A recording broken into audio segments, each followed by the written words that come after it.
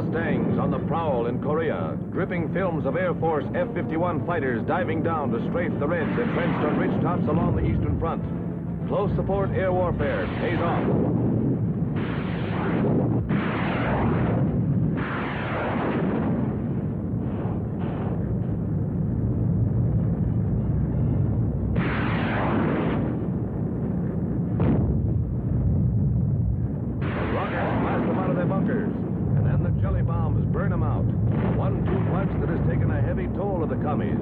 Despite enemy ground fire, the Air Force presses the attack.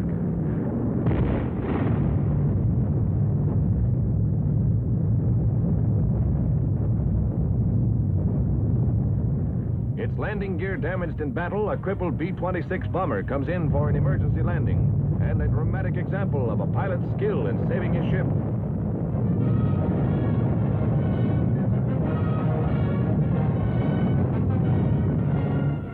Crash trucks respond quickly, but they are not needed. The bomber crew scrambles to safety, fearing fire, but so skillful was the landing, the plane is only slightly damaged.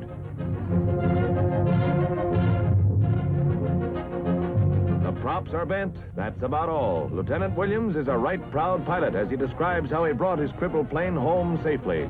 The going is tougher in Korean skies these days, with increased ack-ack and the rising challenge of Russian jets. But American know-how is still paying dividends.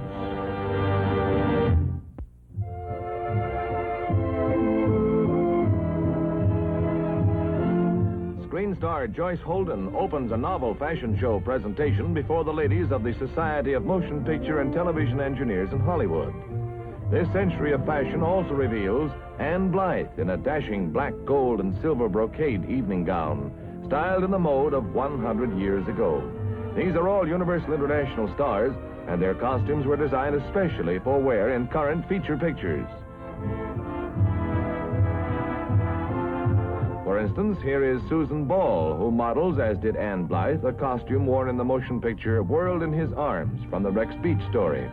Coming up through the years, Wanda Hendricks appears, complete with bustle. Just the thing a kid from Texas would wear in 1875.